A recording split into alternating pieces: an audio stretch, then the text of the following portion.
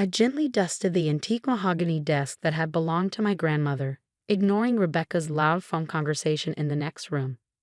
Through the ornate double doors, her voice carried clearly across the mansion's central hall.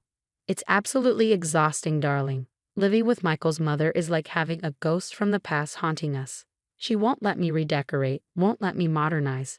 She acts like she still owns the place. If only she knew." I continued my careful preservation of the family heirlooms, each piece holding generations of stories that Rebecca saw as merely outdated furniture. Can you believe she still insists on using those ancient silver settings for dinner?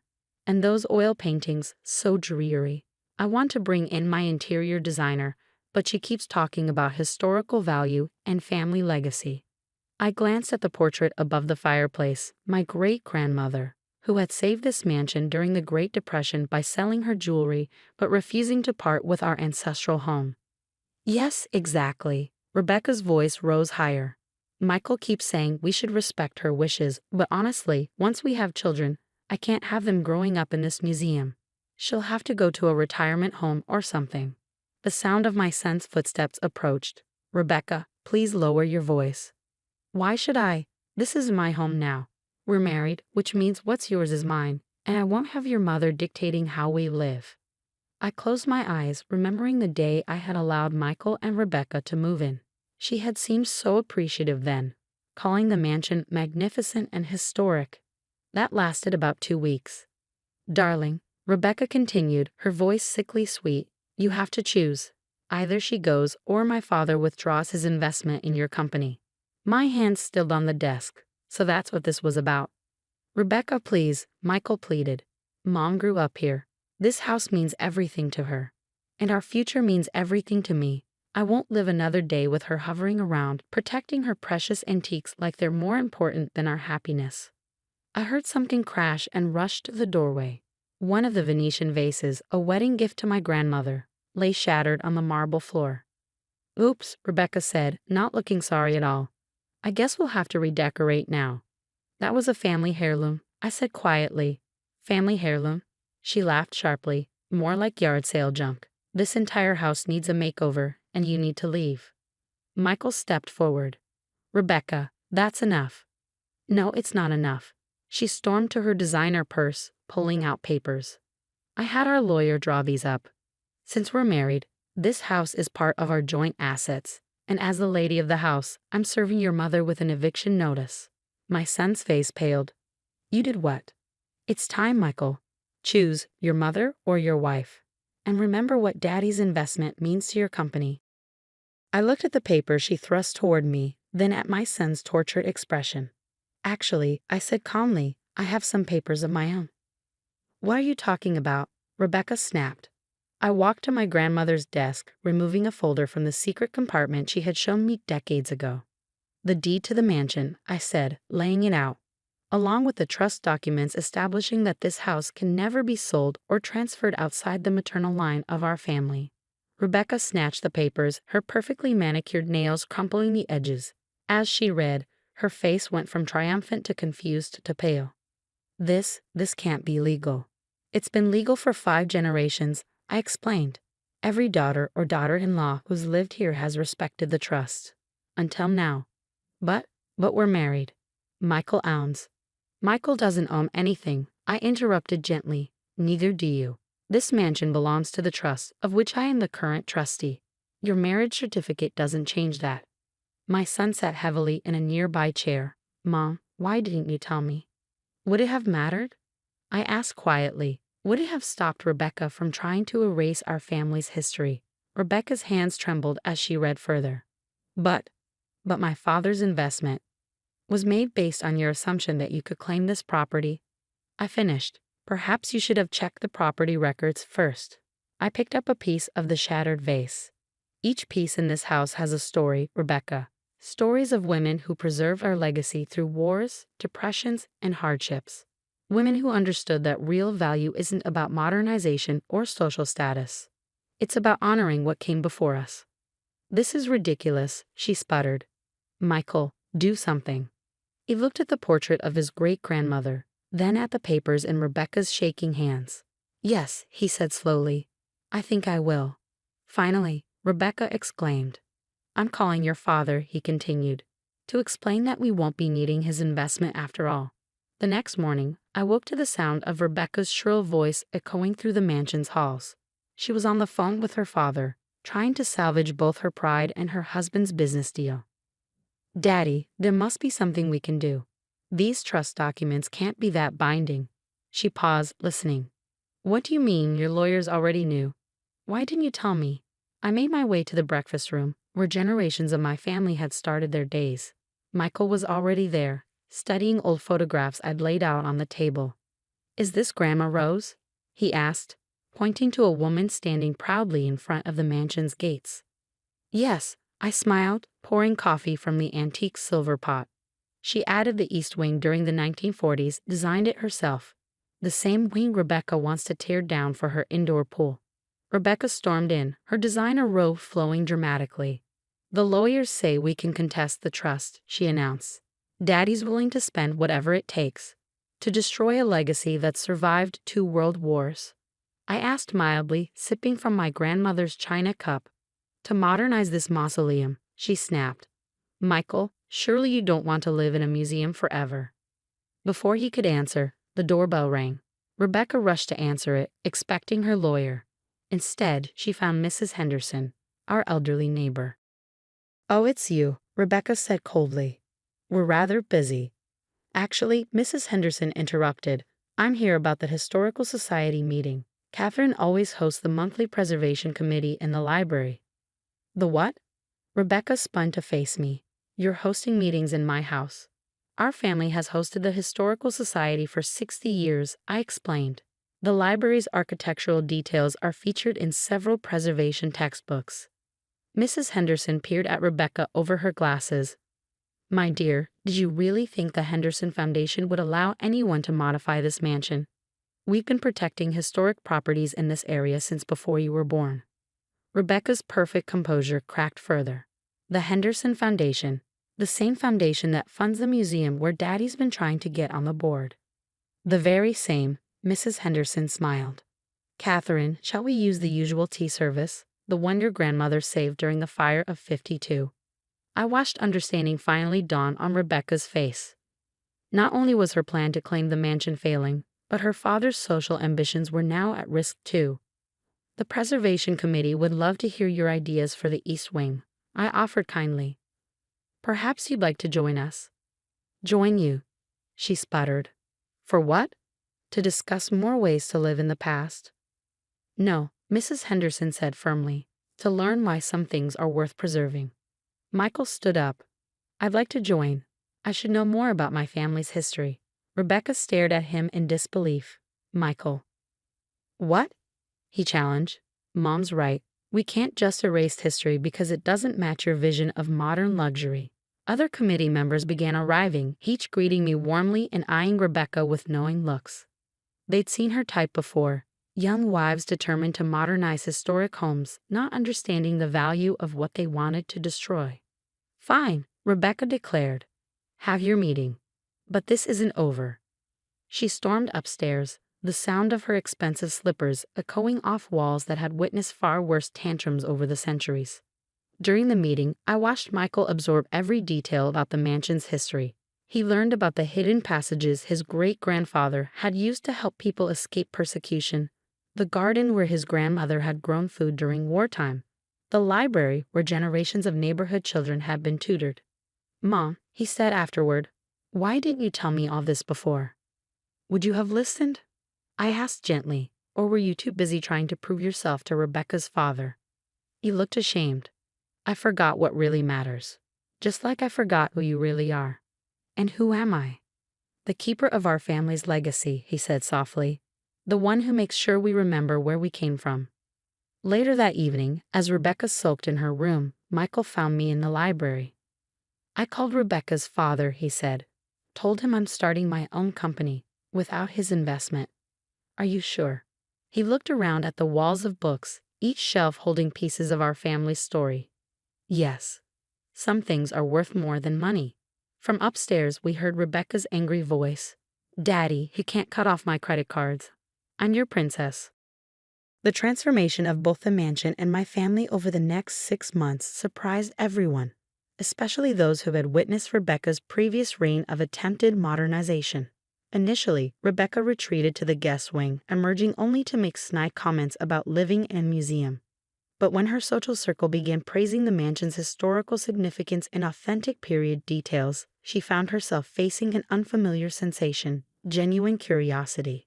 The turning point came through, of all things, a charity gala. "I need help," she called one evening, her voice missing its usual contempt. "The Historical Society wants to host their annual fundraiser here. Mrs. Henderson says you've organized it before." I could have refused. Part of me wanted to. Instead, I said, "Meet me in the ballroom. It's time you learned about true elegance." The Rebecca who met me under the crystal chandeliers was barely recognizable. Her ultra-modern outfit had been replaced by a vintage-inspired dress. Her aggressive makeup softened, and her eyes held something I'd never seen before: respect. Michael, who had rediscovered his love for our family's history, watched as I taught his wife about the ballroom's architectural details. "Every molding tells a story," I explained, showing her the hand-carved designs. "Just like every family has a history worth preserving." The irony of my words wasn't lost on anyone. What followed was what Mrs. Henderson called the Great Awakening. The woman who once couldn't wait to modernize everything now spent weekends learning about historical preservation. Rebecca actually stopped the delivery men from replacing the old doorknobs, Michael told me proudly. She said the patina was irreplaceable. The Historical Society, showing more acceptance than I'd expected, began including Rebecca in their restoration projects. She worked alongside experts, learning about period-appropriate renovations.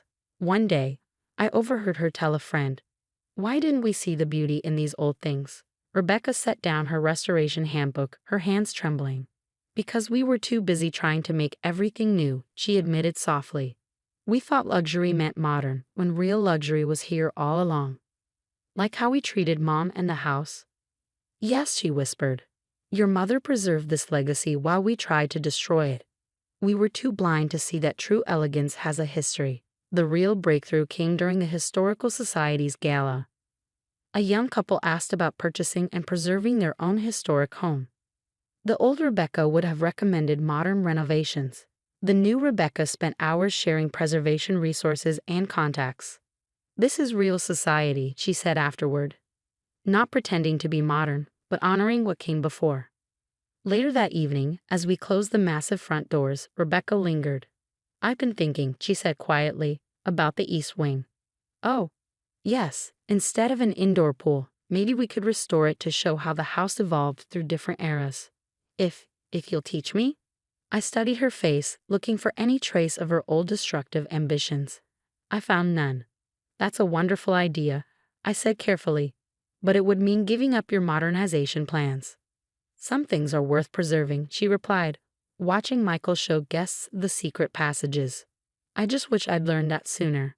Michael, who had been pretending not to listen, joined us. For the first time ever, he looked at his childhood home with the same reverence I felt. "Will you help us?" Rebecca asked. "To be proper caretakers of this legacy." "Better." I smiled. "We'll all do it together, and learn plenty along the way." I looked at them both uncertainly. If you're ready for that?" They nodded, watching years of misguided ambitions dissolve like morning mist on the mansion's ancient windows. As we walked through the quiet halls that night, Michael pointed to a family portrait. "Look, sometimes the most beautiful homes are the ones that tell our stories." "Yes," I agreed, watching Rebecca carefully return a vintage key to its original hook. "And sometimes the best families are the ones who learn to honor their past." The mansion's old walls seemed to glow in the evening light, but the warmth of transformation came from within. In the end, it wasn't about ownership, modernization, or even social status. It was about learning that true worth isn't measured by how new something is, but by how well you preserve what matters. As Rebecca often says now, the best homes aren't built with money. They are built with history, love, and maybe a few restoration tools. I wiped the soil from my hands and adjusted my worn straw hat as I tended to my heirloom tomatoes. Through the old wooden fence, I heard Sophia's distinctive voice carrying across from her Mediterranean-style mansion. "Marcus, darling, I simply won't have the children spending time at that farm." What will the neighbors think? My son's response was weaker than I'd hoped. Mom's been farming this land for 40 years, Sophia. The kids love it here. Love it? Look at their shoes, covered in mud. And Emma's designer dress is ruined from picking those common vegetables. I glanced at my 8-year-old granddaughter, who was happily digging for potatoes, her face glowing with joy despite her muddy dress. Next to her, 6-year-old Lucas was learning how to tell when corn was ready for harvest. But the children are learning where food comes from, Marcus protested. Mom's teaching them valuable lessons. Valuable? Sophia scoffed. What's valuable about grubbing in the dirt? We live in Willow Creek Estates, Marcus. Do you know what people say when they find out your mother is some kind of peasant farmer? If only she knew that every inch of her precious Willow Creek Estates had once been part of my family's farmland. That every decision about the development, from the artificial lake to the carefully planned green spaces, had come from my vision. Mom's not a peasant, Marcus said. She's living in that old farmhouse while we're surrounded by luxury, Sophia cut in. It's embarrassing. Why won't she sell this eyesore and move somewhere more appropriate? I smiled slightly, remembering the multiple offers I'd received through various shell companies, offers Sophia herself had encouraged, never knowing she was actually negotiating with her mother-in-law. The kids, Sophia suddenly shrieked. They're eating something straight from the ground. Lucas, Emma, stopped at this instant. The children froze, fresh strawberries halfway to their mouths. I stepped out from behind my tomato plants. These are organic strawberries, Sophia. Probably the same ones you pay $15 a basket for at that fancy market you love. Mrs. Chen, she said stiffly, using my maiden name rather than acknowledging our family connection. The children need to go home now. We have a country club luncheon. But Grandma was going to show us how honey is made. Lucas protested. Yeah, and I want to help with the baby goats, Emma added. Sophia's perfectly maintained features twisted in horror. Goats? Absolutely not. Marcus, get them in the car. I watched as my son hesitated, torn between his wife's demands and his children's disappointed faces. Actually, I said mildly, these goats are quite special. Prize-winning lineage, rather like those artisanal cheeses you serve at your dinner parties. I serve imported French cheese, not some backyard farm animal's milk, she sniffed. If only she knew that her favorite imported cheese came from my dairy operation 2 counties over. Mom, Marcus started, but his phone buzzed. It's the office. Something about the new development contract. Take it, I said. The children can stay with me if you need to work. They most certainly cannot, Sophia declared. I have plans for them, proper activities. Like that junior golf lesson they hate. I asked quietly. Sophia's eyes narrowed. Better than playing in dirt and hanging around with farm animals. Really, Marcus, I don't know why you allow this. We live in the most exclusive subdivision in the state. Your mother's lifestyle. It's beneath us. I looked at my grandchildren's crestfallen faces, then at the precision-planned luxury homes beyond my fence. Homes I designed to preserve as much of the original farmland as possible. Homes that Sophia thought made her superior to the simple farmer next door. Beneath you? I repeated softly. Interesting perspective. Yes. Well, someone in his family has to maintain standards, she said, reaching for the children. Come along, we're leaving. But Grandma's honey, Lucas whined. And the baby goats? Emma added tearfully. Now, Sophia commanded, and we won't be back. This place isn't suitable for children of our standing.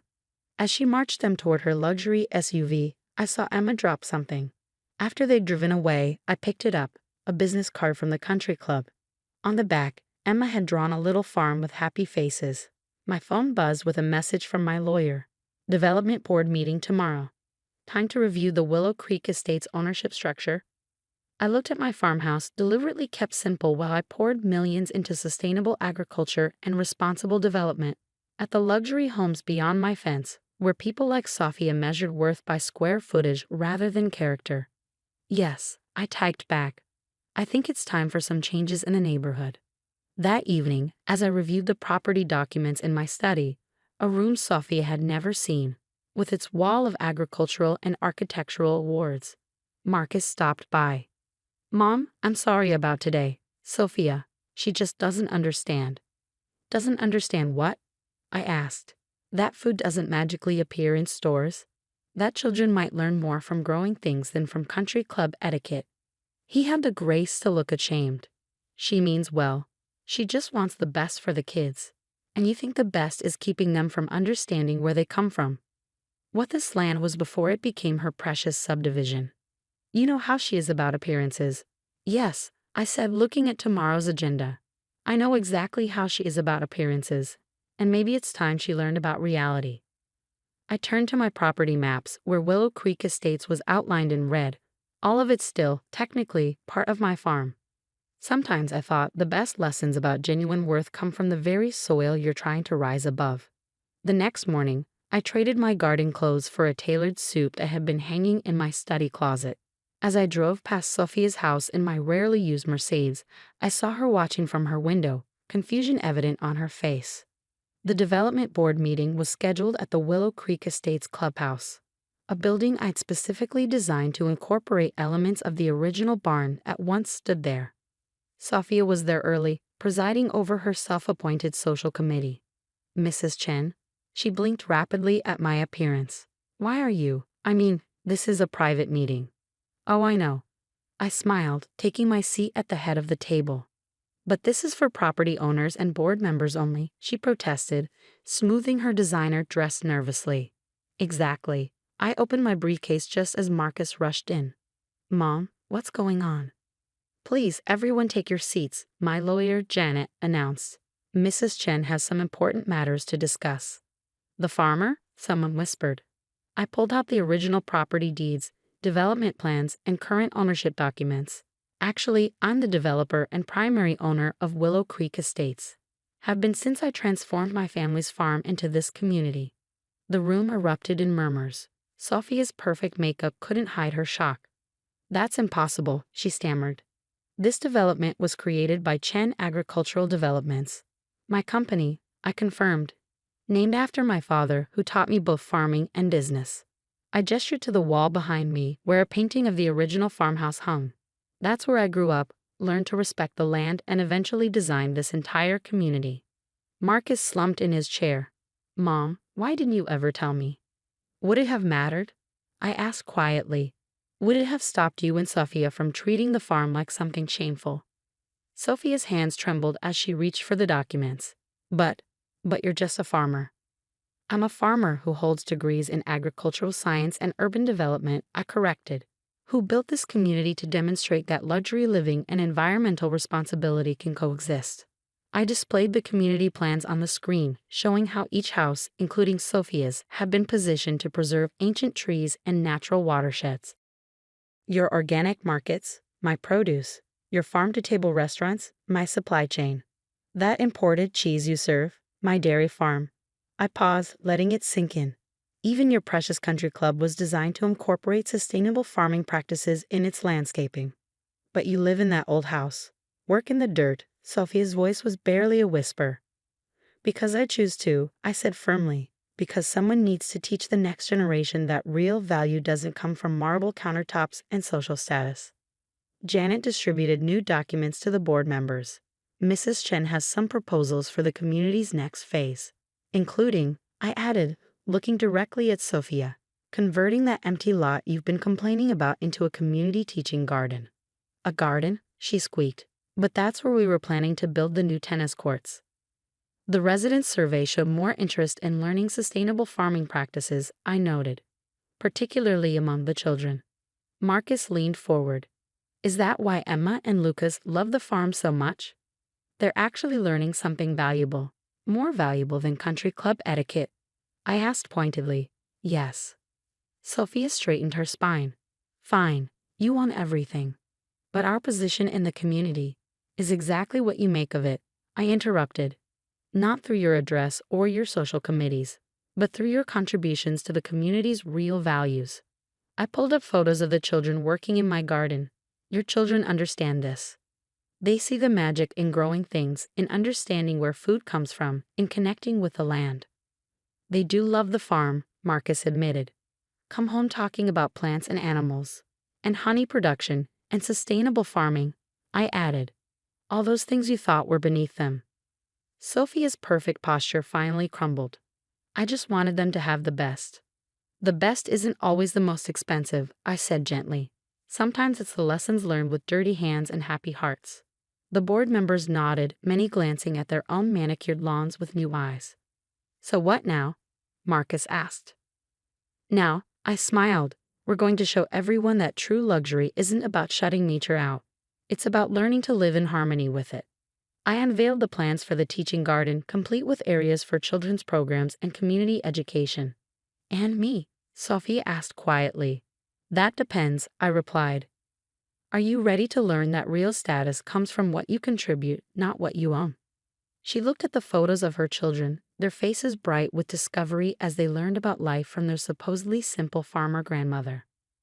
The children, she said slowly, they've been asking for their own garden plot. Yes, I nodded. Right next to where we're putting in the new beehives. Beehives? She paled slightly, then straightened. Well, I suppose I should learn about honey production if I'm going to help them. The transformation of both Willow Creek estates and my family over the next 6 months surprised everyone, especially those who had witnessed Sophia's previous reign of social superiority.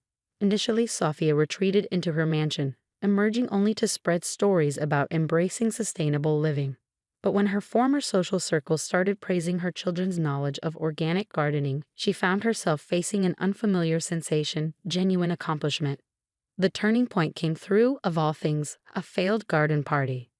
I need help, she called one evening, her voice missing its usual pride. The organic catering service canceled, and I have 40 guests coming. Emma says you could teach me to prepare something from the garden. I could have let her panic. Part of me wanted to. Instead, I said, get your apron ready. It's time you learned where real gourmet food comes from. The Sophia who met me in her designer kitchen was barely recognizable. Her silk blouse had been replaced by a practical cotton shirt. Her perfect nails were garden-stained, and her eyes held something I'd never seen before, eagerness to learn. Emma, who had inherited my love for growing things, watched as I taught her mother how to prepare fresh vegetables. You have to understand the ingredients, I explained, showing Sophia how to select perfectly ripe tomatoes. Just like you need to understand people before judging their worth.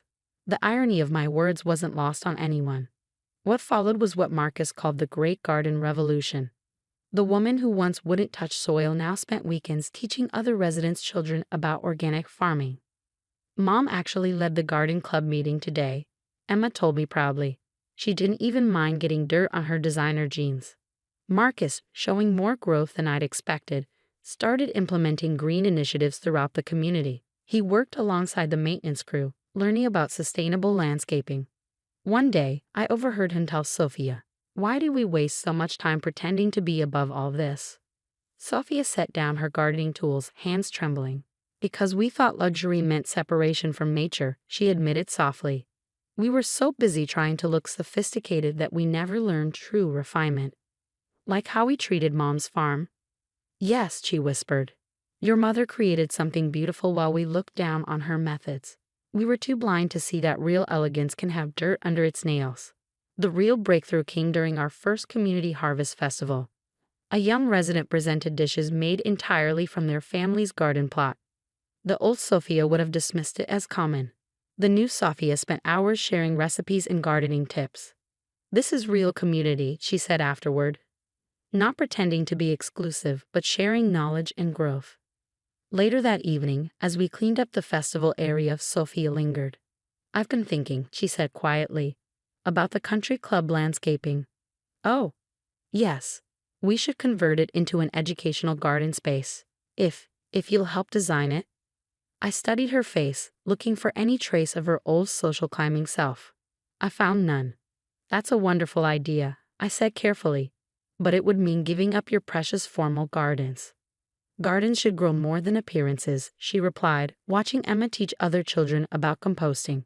I just wish I'd learned that sooner. Marcus, who had been pretending not to listen, joined us. For the first time ever, he looked at his childhood home with genuine appreciation. Will you help us? Sophia asked. To make this community what it should be. Better, I smiled. We'll all do it together, and learn plenty along the way. I looked at them both uncertainly. If you're ready for that? They nodded, watching years of artificial barriers dissolve like morning dew on guarded leaves. As we walked home that night, Emma pointed to a butterfly landing on an organic rose bush. Look, sometimes the most beautiful gardens are the ones everyone helps grow. Yes, I agreed, watching Sophia patiently explain companion planting to a neighbor. And sometimes the best communities are the ones that remember their roots. The sunset painted the mansion roofs in golden light, but the warmth of transformation came from the earth beneath our feet. In the end, it wasn't about property values, social status, or even luxury living. It was about learning that true worth isn't measured by the height of your walls, but by the depth of your roots. As Emma often says now, the best homes aren't built with money, they're grown with love, learning, and maybe a few garden tools. And sometimes, the greatest legacy isn't the property you develop, but the values you plant in those who live there. I wiped down the old wooden counter of my corner grocery store, the same one my grandmother had polished every morning since 1952. The bell above the door chimed as Miranda strutted in, designer heels clicking against the worn tile floor. Still playing shopkeeper, Margaret? My daughter-in-law's voice dripped with contempt as she surveyed our modest store. I can't believe James came from this. I continued arranging the fresh produce, carefully selecting the ripest tomatoes for Mrs. Chen, who'd been shopping here for 30 years. Good morning to you too, Miranda. I've been talking to James about selling this place, she announced, picking up an apple with her manicured nails as if it might bite her. The property alone is worth millions in development potential. Of course that's what she saw, not the generations of community we'd built, not the families we'd helped feed during hard times, just dollar signs and real estate opportunities. The store isn't for sale, I said simply, marking down the day's special on our chalkboard. Don't be ridiculous, this neighborhood is going upscale. We could sell to developers and make a fortune. She paused, examining her reflection in the store window. Well, James and I would make a fortune. You could have a nice little retirement fund. I had to smile at that, if she only knew. My grandmother started this store during the Depression. I explained, though I'd told this story before. She built it from nothing. Exactly. Nothing. And it's still nothing. Miranda interrupted. Just a dusty old shop that barely makes ends meet. I've seen the numbers, Margaret. This place is worthless. She hadn't seen the real numbers, of course, just the surface-level books we kept for the local store operation. I've already spoken to some investors, she continued, pulling out her phone. They're willing to offer. The bell chimed again. Mr. Rodriguez, our longtime supplier, entered carrying a stack of papers. Mrs. Margaret, we need your signature on the new international distribution contracts, he said, then froze upon seeing Miranda. Oh, I apologize. I didn't realize. International distribution. Miranda's perfectly shaped eyebrows rose. For this tiny store? I shot Mr. Rodriguez a warning look. Just some specialty items, I said smoothly. Mr. Rodriguez handles our imported goods. Miranda's eyes narrowed. Since when does this shabby place import anything? Before I could answer, her phone buzzed. She glanced at it and smiled triumphantly. The developers are here early. They want to discuss the sale. Two men in expensive suits entered, followed by James, my son, who looked uncomfortable. Mother, he started. Miranda thinks. Mrs. Chen. I called out to my elderly customer who had just walked in. Your usual order is ready. Would you mind if my son carried it to your car? James, grateful for the escape, hurried to help Mrs. Chen, leaving Miranda with her developers. Mrs. Margaret, the taller developer, said, We've heard great things about this location. We're prepared to make a very generous offer. Miranda beamed. You see, Margaret, this is your chance to retire comfortably. Let the professionals handle this prime real estate. Just then, my phone rang, the special line. Excuse me, I said. I need to take this. Now, Miranda hissed. These men are very busy. I answered anyway, speaking in fluent Mandarin. The developer's eyes widened as I discussed our latest acquisition in Shanghai. Yes, proceed with the merger, I concluded in English. Transfer the usual billions. Miranda's mouth fell open. Billions? I turned to the developers. Gentlemen, I assume you're from Apex Development? They nodded eagerly. Then you should know that your parent company is one of our subsidiaries. In fact, I checked my watch. As of 2 minutes ago, we just acquired the remaining shares. The color drained from Miranda's face. What? What are you talking about? I pulled out a leather portfolio from under the counter. This worthless store. It's the historical headquarters of Global Market Enterprises. We own 30% of the world's food distribution networks, with holdings in 67 countries. That's impossible, Miranda stammered. Why? Because I run a small grocery store. Because I help local families. Because I don't flaunt my wealth. I smiled at the developers. Gentlemen, I believe your new directives will be coming through shortly. We're focusing on community preservation, not destruction. They practically ran from the store, leaving Miranda staring at me as if seeing me for the first time. All this time, she whispered. All this time, I confirmed, you've been trying to destroy something you didn't understand. This store isn't worthless, Miranda. It's priceless. It reminds us where we came from, who we serve, and why we do what we do. James returned, looking between us. Mother, I'm sorry. I should have told her. Told me what? Miranda's voice rose hysterically. That my little corner store mother-in-law is actually someone who values more than just money? I finished. Yes, that would have been helpful. The special phone line rang again. Excuse me, I said, I have another merger to oversee. James, would you mind restocking the bread aisle? Mrs. Peterson will be in soon for her weekly order. As I headed to my modest office, I heard Miranda sink into a chair, her designer dress crumpling. All this time, she kept whispering, all this time. The next morning, Miranda arrived at the store dressed differently. Gone were the designer labels and excessive jewelry. She stood awkwardly by the entrance, watching as I helped elderly Mr. Thompson select his groceries. Your grandson's starting college this fall, isn't he? I asked him, adding extra fruit to his bag without charging for it. Yes, thanks to that scholarship program you recommended. Mr. Thompson beamed. You've always looked out for us, Margaret. Miranda shifted uncomfortably as she witnessed this exchange. After Mr. Thompson left, she approached the counter. I have been doing some research, she said, placing her tablet on the counter. Global Market Enterprises, ranked the third most powerful corporation worldwide. Major holdings in sustainable agriculture, technological food innovation, and she swallowed hard, community development programs. You forgot our educational initiatives, I added, restocking the penny candy jar that local children loved. Would you like to help? These shelves won't stock themselves. To my surprise, she picked up an apron. Her hands trembled slightly as she tied it on. Why didn't you tell me? She asked, following me to the stockroom. All those times I mocked this place. Would it have mattered? I questioned, showing her how to check expiration dates. Would you have seen the value of what we do here, or just the numbers in our accounts? Before she could answer, my special phone rang again. This time, I put it on speaker. Mrs. Margaret, a voice said in British accented English. The Royal Agricultural Society is requesting your presence at next month's Global Summit.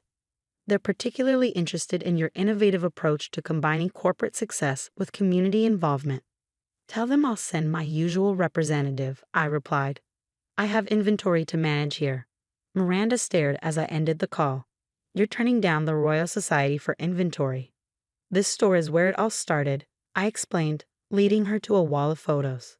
My grandmother believed that true success isn't just about profit, it's about purpose.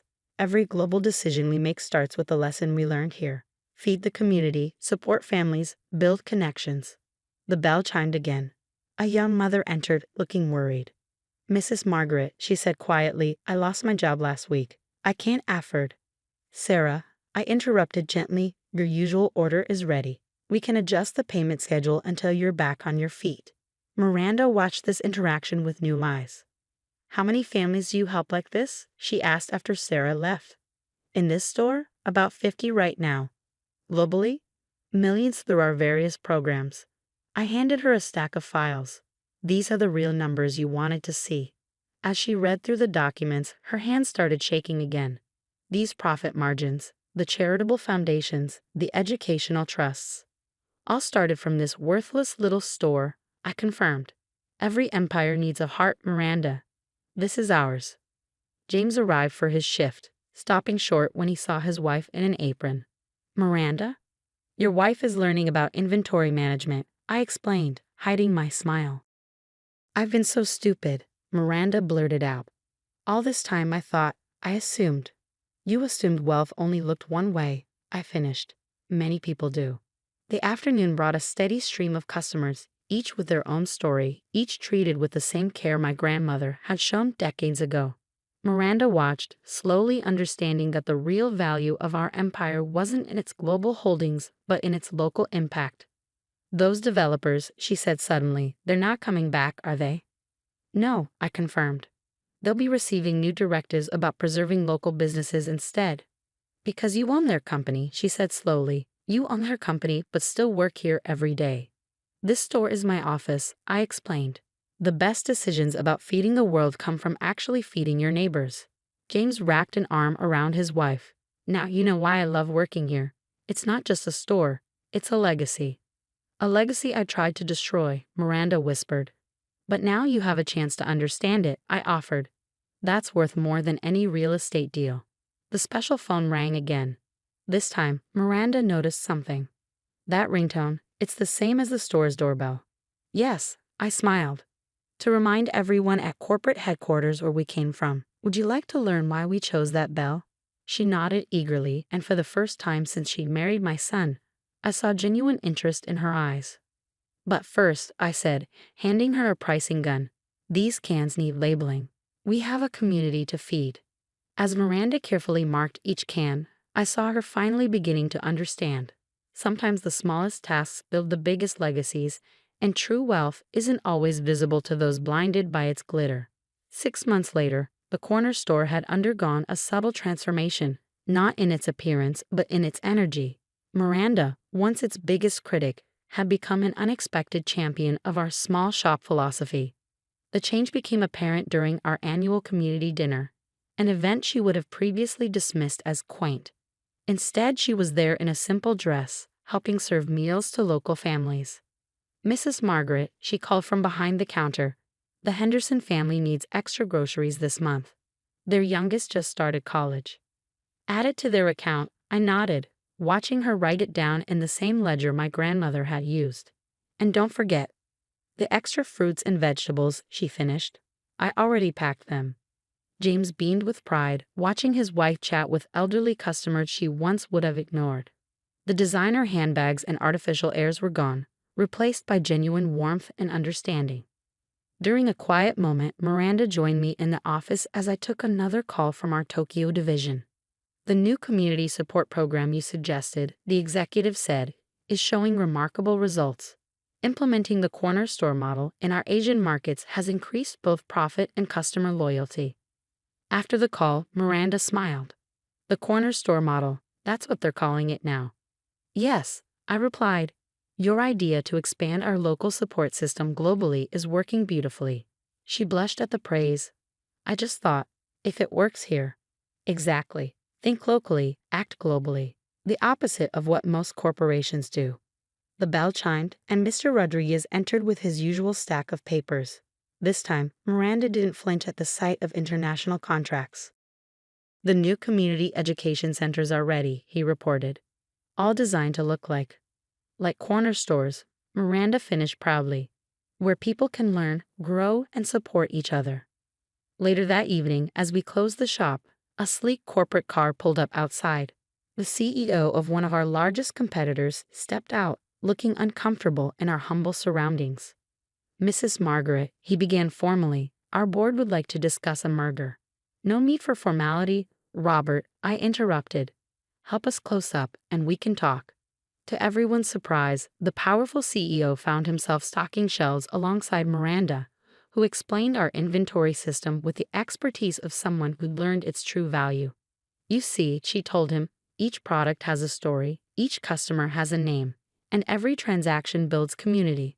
That's the real business model." "But your global profits," he protested, "are a result of never forgetting our roots," I finished. "Miranda, why don't you show him the community account ledger?" She brought out the old book, now containing her neat handwriting alongside entries dating back decades. "This is how we track who needs help, who's celebrating milestones, who's struggling," she explained. "It's not just about money, it's about people." The CEO left looking thoughtful, his merger proposal forgotten in the face of a different kind of success story. That night, as we sat among the quiet shelves, Miranda looked at me with tears in her eyes. I was so wrong, she whispered. I thought being rich meant showing off, having power meant using it. But real power is using what you have to help others, I finished. Now you understand why this worthless store will never be for sale. James wrapped an arm around her. Ready to help with tomorrow's inventory? Actually, she smiled. I was thinking about that empty storefront on the next block. Maybe it's time for a second location. Run the same way, with the same values. I handed her a key. Already bought it. I was waiting for someone to understand the vision before expanding. Miranda clutched the key, understanding the trust being placed in her. I won't let you down. I know, I said softly, because you finally see what I saw in you all along, someone who just needed to learn the true meaning of value. As we locked up for the night, the old bell chimed one last time. Its sound now echoed not just in our store, but in corporate boardrooms across the globe. A reminder that sometimes the biggest lessons come in the smallest packages, and the most valuable things can't be measured in dollars and cents. Ready for tomorrow? I asked. Miranda looked at the store, then at the key in her hand. Ready to learn more, she answered. And in that moment, I knew my grandmother's legacy would live on, not just in our global empire, but in the heart of a once greedy daughter-in-law who had learned to see the true worth of a worthless corner store. I stood in their perfectly manicured front garden, my small suitcase at my feet, watching Rachel peer down at me through her designer glasses. Behind her, the Victorian mansion I'd secretly owned for 30 years loomed like a silent witness. I don't understand what you're doing here, Rachel said, blocking the doorway. Did Marcus know you were coming? I left messages, I replied quietly. After the sale of my house. Oh yes, that tiny place you finally unloaded. She wrinkled her nose. I told Marcus you should have sold years ago, but why are you here? I heard my son's voice from inside. Who is it, darling? Your mother, Rachel called back, her tone dripping with disdain. Apparently, she sold her house and seems to think. Marcus appeared behind her, looking uncomfortable in his expensive suit. Mom? What's going on? I thought, since I sold my house, I gestured to my suitcase. Maybe I could stay here for a while. Just until I figure out my next steps. Rachel's laugh was sharp enough to cut glass. You can't be serious. This isn't some retirement facility. We have a reputation to maintain. I glanced up at the intricate woodwork I had restored 20 years ago, remembering how I'd specified every detail while maintaining my anonymity through a property management company. It would only be temporary, I said softly. The house is certainly big enough. Size isn't the issue, Rachel snapped. We host important people here. What would they think, seeing some old woman shuffling around? Marcus shifted uncomfortably. Mom, maybe we could help you find a nice retirement community. Something more appropriate for your situation. By situation, they meant my apparent poverty, a carefully maintained illusion that had allowed me to observe their true characters over the years. I see, I said, reaching into my bag.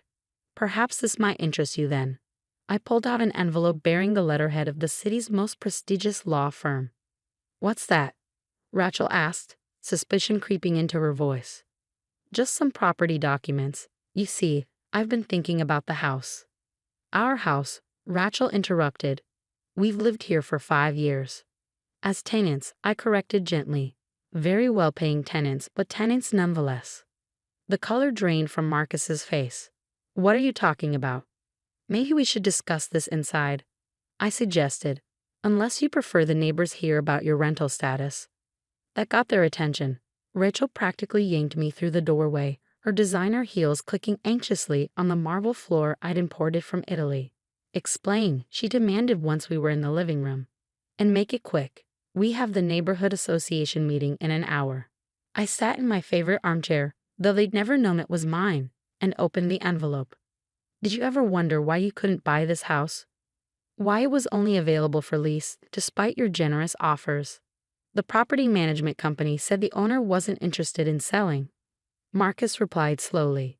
Yes, I did say that. You. Rachel's laugh was more nervous now. That's ridiculous. This house is worth millions. 8.5, according to the latest appraisal, I confirmed. Though I paid considerably less when I bought it 30 years ago. Amazing what good investments can do. But your little house, Marcus stammered. was a convenient place to watch how you treated people you thought were beneath you. I pulled out more papers, like when you told the gardener's daughter she shouldn't dream of college. The one I secretly sponsored through medical school. Rachel sank onto the imported silk sofa. This is impossible. Or when you complained about the ISO retirement home down the street? I continued. The one I founded and funded? Mom, Marcus's voice cracked. Why didn't you tell us? Would it have changed how you treated people? Made you kinder to those you thought had less? I spread the documents on the coffee table. Or would you have just bragged about having a wealthy mother instead of being embarrassed by a poor one? Rachel grabbed the papers with trembling hands. These are lease termination notices. Yes, effective in 30 days. I watched their faces pale. Unless, of course, we can come to a new arrangement. What kind of arrangement? Marcus asked warily. One where I move into my house. The east wing, perhaps? It has that lovely view of the garden I designed. You can't just. We have a life here. Rachel protested. Our social standing, our connections. All built on borrowed prestige, I pointed out. In a house you rented from the poor old woman you couldn't be bothered to help. A small voice came from the doorway. Grandma, is it true? You own our house. We turned to see my 12-year-old granddaughter Emma standing there, her tablet in hand. Emma, Rachel snapped. Go to your room. This is adult. Yes, sweetheart, it's true, I interrupted. Just like it's true that I'm the anonymous donor who funded your robotics club when your parents said it wasn't proper for a young lady. Emma's eyes widened. That was you, but Mom said. Mom said a lot of things, I said gently, about worth and status and keeping up appearances. But tell me, what do you think is more important, seeming rich or being kind? Being kind, Emma answered without hesitation. Like how you always help me with my projects even though Mom says you're, oh, she looked at her mother. Mom was wrong about you, wasn't she? Rachel flushed deep red. Marcus stared at the floor. The lease termination can be withdrawn, I said calmly, but things will change, starting with how we treat people, all people. And if we refuse? Rachel's chin lifted defiantly. Then you have 30 days to find another mansion to rent. Though your current income might not support quite this level of appearance. Emma rushed over to hug me. Please stay, Grandma. You can have my suite. It's bigger than the East Wing. Emma, Rachel protested automatically, then seemed to remember the situation. I hugged my granddaughter back. The East Wing will be fine, sweetheart. Though perhaps you'd like to help me decorate. Can we make a robotics lab? Her eyes shone with excitement. Of course. After all, I smiled at my shell-shocked son and daughter-in-law. This is a family home, and families should support each other's dreams, shouldn't they? Sometimes I thought as Rachel and Marcus struggled to process their new reality. The best lessons about wealth come from those you thought had nothing to give. The next week passed in a blur of uncomfortable adjustments and shattered pretenses. Rachel tried maintaining her social facade, but the news that they were renters, not owners, had already begun circulating through her precious neighborhood association. It's humiliating, she hissed one morning, watching me tend to my garden. Everyone's whispering about us, about how you treated your mother-in-law.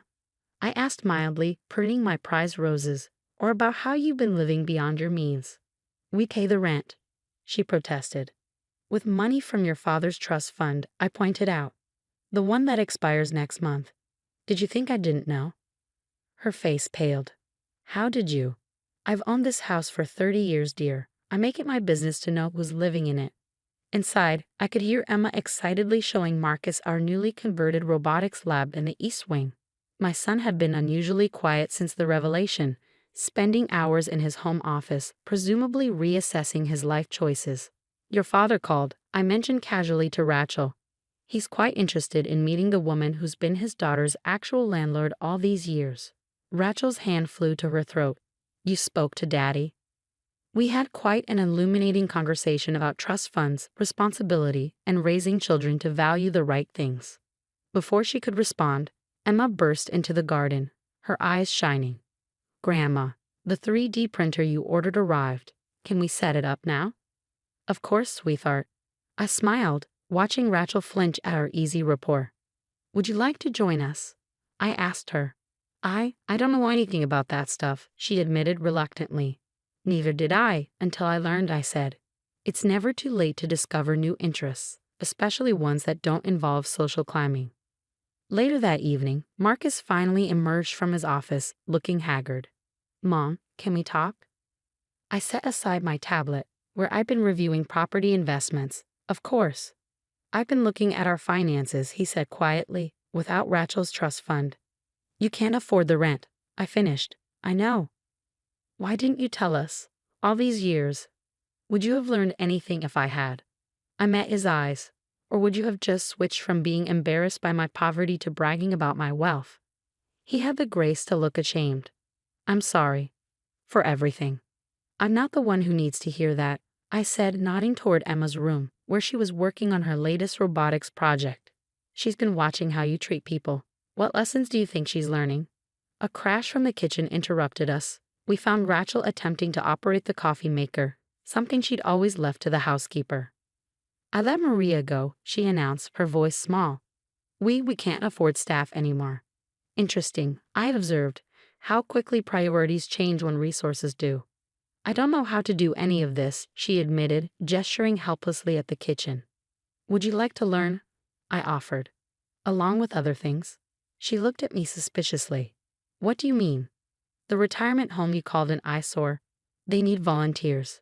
People to teach basic computer skills, help with social media. Me? Volunteer? Unless you prefer to find a more modest house to rent. The threat hung in the air. Rachel glanced around the kitchen she boasted about but never really used. I could try, she whispered. Excellent. I smiled. You can start tomorrow. Emma and I are teaching a robotics class there. You might be surprised by what elderly people can do when given a chance. Marcus cleared his throat. About the rent. We'll discuss a new arrangement, I said. One based on what you can actually afford, not what you pretend to afford. But it comes with conditions. What conditions? Rachel asked warily. First, Emma's robotics activities are encouraged, not hidden. Second, you both volunteer at the retirement home. And third, I paused, you start treating people based on who they are, not what they own. Is that all? Rachel's attempt at sarcasm fell flat. No, I pulled out my tablet. You'll also take basic life skills classes, cooking, cleaning, household management. It's time you learned how the other half lives. The other half? Marcus questioned. The half you've been looking down on while living in a landlord's house. Emma bounded into the kitchen, arms full of circuit boards. Mom. Dad. Want to see what Grandma taught me to make? Rachel and Marcus exchanged glances, then nodded slowly.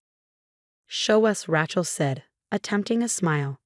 Maybe you could teach us too.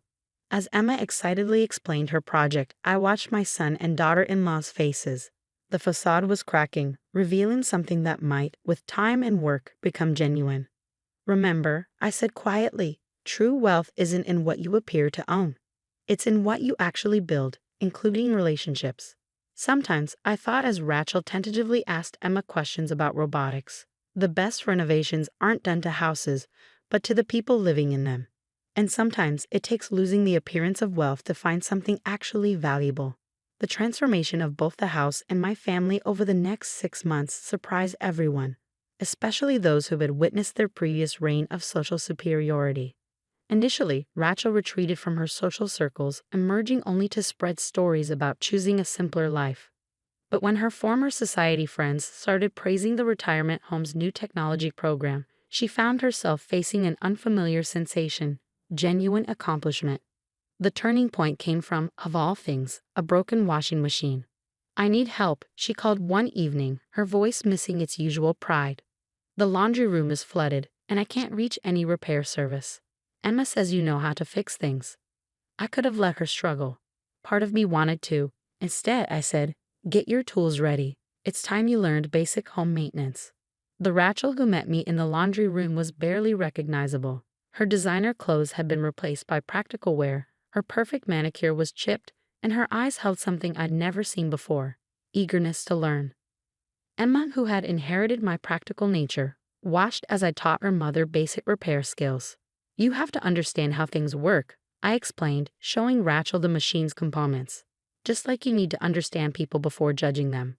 The irony of my words wasn't lost on anyone. What followed was what Emma called the great reality check. The woman who once wouldn't touch a cleaning tool now spent weekends learning household skills and teaching computer basics to seniors. Mom actually fixed Mrs. Johnson's laptop today, Emma told me proudly. She didn't even complain about the coffee stain on her shirt. Marcus, showing more growth than I had expected, started taking financial management classes. He would work late into the night, learning to live within their actual means. One day, I overheard him tell Rachel, "Why did we waste so much time pretending to be something we weren't?" Rachel set down her household accounts book, hands trembling. "Because we thought appearances were everything," she admitted softly. "We were so busy looking rich that we never learned to be wealthy in the ways that matter." "Like how we treated Grandma?" "Yes," she whispered. "Your mother built all this while we looked down on her. We were too blind to see true success doesn't need to show off." The real breakthrough came during our first community tech fair at the retirement home. A resident presented a digital memory book he had created with Rachel's help. The old Rachel would have dismissed it. The new Rachel spent hours helping other seniors create their own projects. "This is real satisfaction," she said afterward. "Not pretending to be important, but actually making a difference."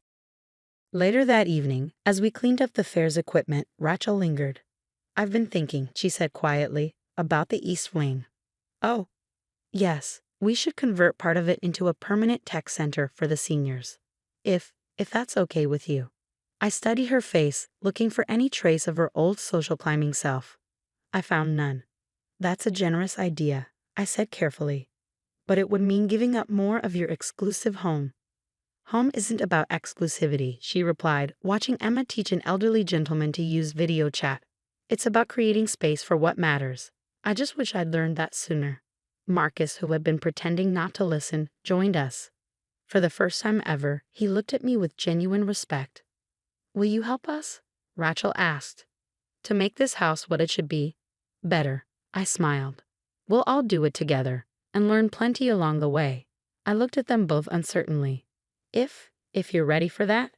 They nodded, watching years of superficial values dissolve like morning mist. As we locked up that night, Emma pointed to the mansion's elaborate facade. "Look, sometimes the most beautiful houses are the ones that welcome everyone." Yes, I agreed, watching Rachel help a senior resident to their car.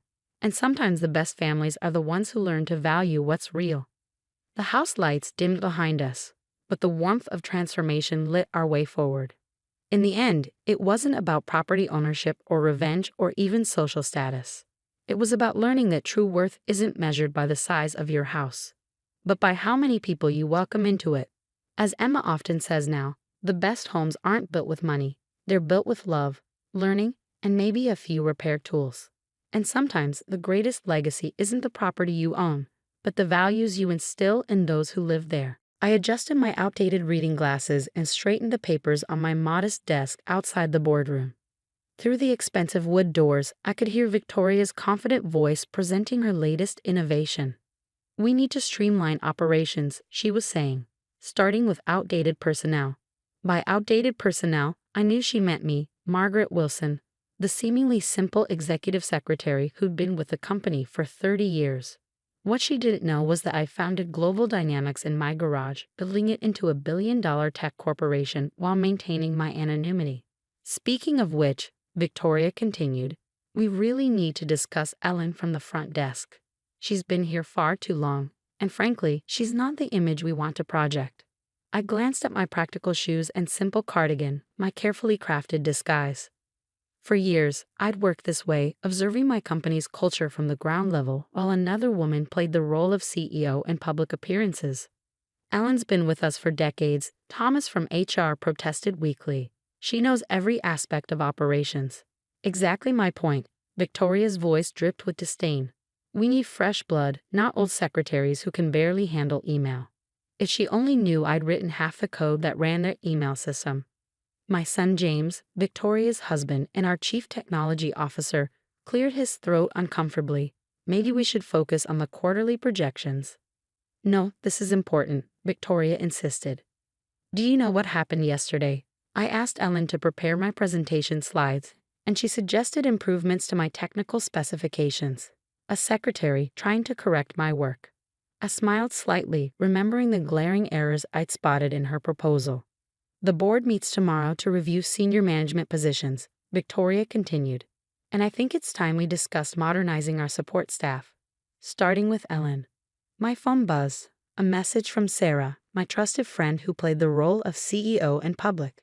Ready to end this charade? Almost, I typed back. Let's see how far she goes. The boardroom door opened and Victoria strode out, designer heels clicking on marble floors. She paused at my desk, looking down at me through expensive frames. Ellen, be a dear and get me the employee termination forms, she said sweetly.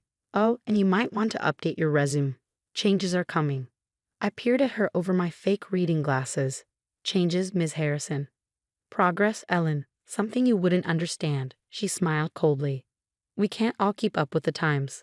If she only knew I'd pioneered half the technology she claimed to understand. Of course, Ms. Harrison. Will there be anything else? Yes, actually. The board meeting tomorrow. Make sure there's fresh coffee. Something expensive. Not that awful break room stuff you drink. I nodded meekly, watching her stride away. The awful break room stuff was actually my own premium coffee brand, but she'd never bothered to read the label. My phone buzzed again.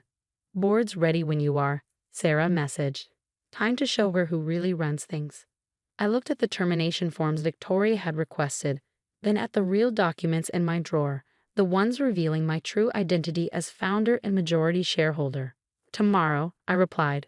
Let her enjoy her last day of superiority. That evening, as I was organizing files, actually reviewing quarterly reports, James stopped by my desk.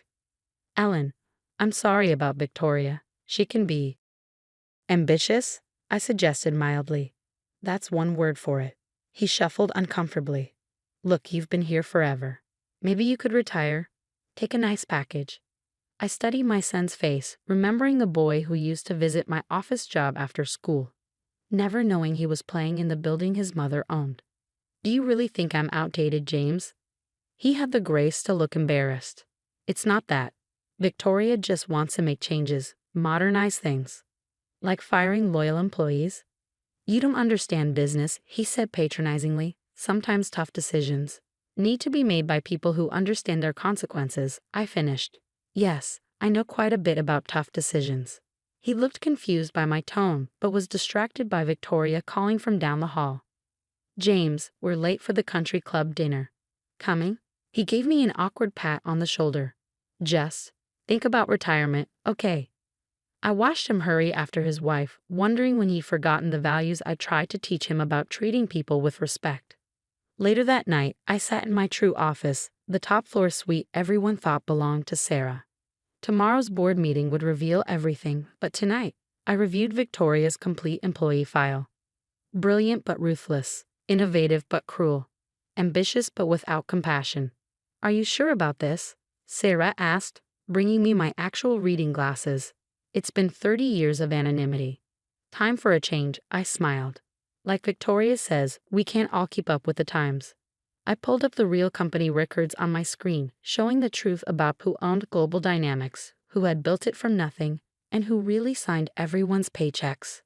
Besides, I added, I think it's time for some modernization of our own. Victoria won't take this well, Sarah warned. No, I agreed. But she's about to learn that true innovation isn't about dismissing experience, it's about respecting it. I looked at tomorrow's agenda, where Victoria would present her plan to streamline operations by firing the old secretary who'd built the company she was so eager to reshape.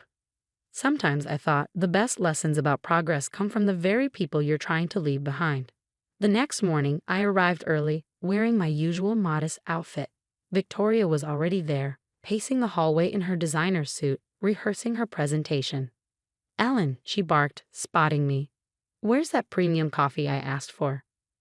Right here, I said, gesturing to the brewing pot. From my personal supply. She sniffed dismissively at the unmarked container. This better not be that cheap stuff you usually make. I bit back a smile, watching her drink the $100 per pound coffee I developed as one of our subsidiary company's signature products. Actually, Ms. Harrison, this is. Don't care, she cut me off. Just make sure the boardroom is perfect. The CEO's coming today. Oh, I know, I murmured, straightening paper sheets scattered across my desk. The board members began arriving, each nodding politely to me, the invisible secretary they'd never really noticed. Sarah walked in last, playing her role perfectly in her power suit and carefully practiced authority. Ellen, she winked discreetly, shall we begin? Victoria rushed forward. Sarah, I'm so glad you're here. I have some exciting proposals about modernizing our operations. I'm sure you do, Sarah replied coolly. Ellen, would you join us, please? The secretary? Victoria's perfect eyebrows shot up. This is a closed board meeting. Yes, I agreed, removing my fake reading glasses. It is. James arrived just then, almost dropping his tablet at seeing me enter the boardroom. Ellen, what's going on? Please, everyone, take your seats, Sarah announced. There's something you should know about Ellen, or should I say Margaret Wilson? Victoria laughed sharply. Who?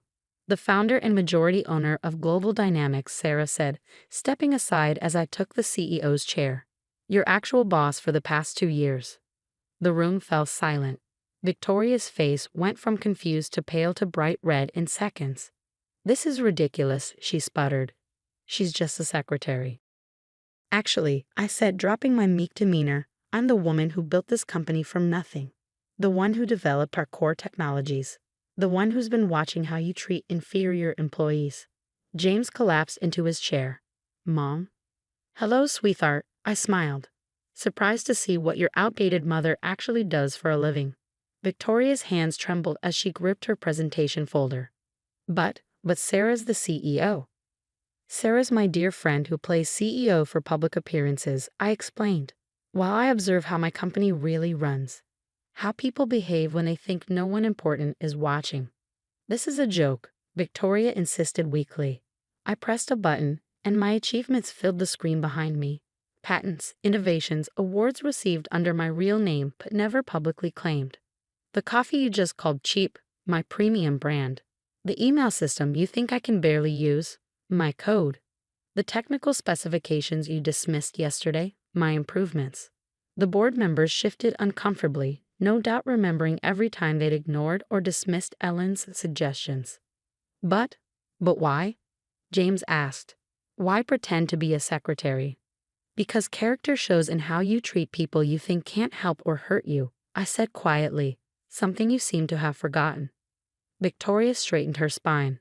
Fine, you're the owner, but my proposal is for modernization. You mean your plans to fire experienced employees because they don't fit your image of success. I interrupted. Yes, let's discuss those. I pulled up her personnel file. You're brilliant, Victoria. Your innovations could help this company grow. But your treatment of others? That's not leadership. It's bullying with a corner office. I was just trying to improve things, she protested. By destroying the lives of people who built this company? People like me? I shook my head.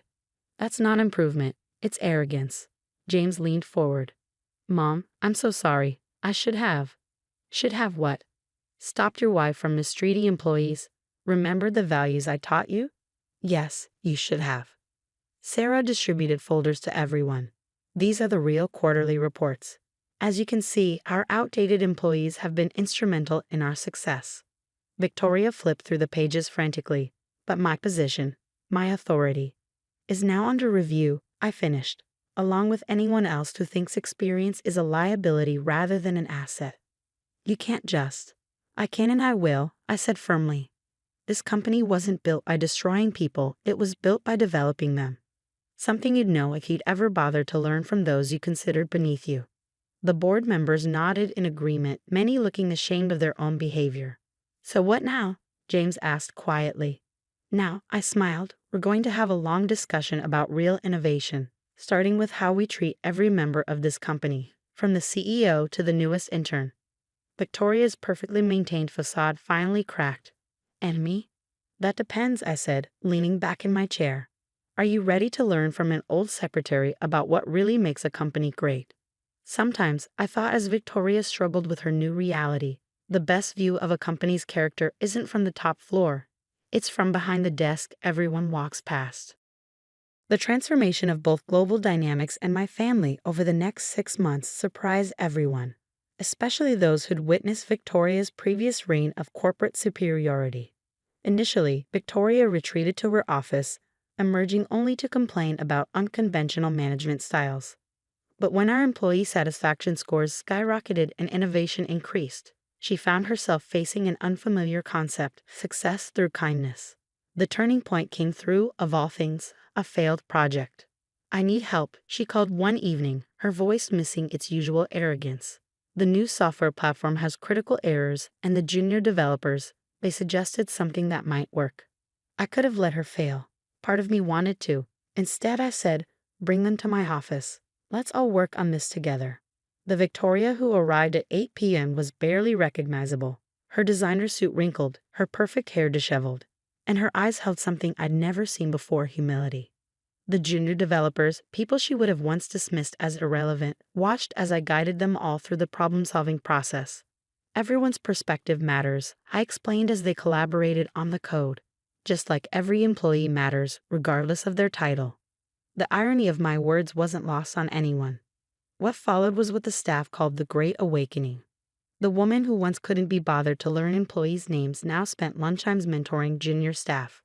"Victoria actually debugged my code today," a young developer told me proudly. She didn't even mind when I found a mistake in hers. James, showing more growth than I'd expected, started a company-wide initiative to recognize contributions from all levels.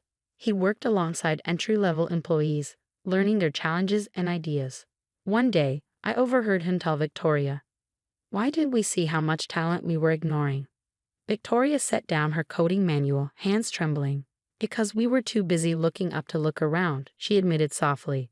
"We thought authority came from position, not wisdom."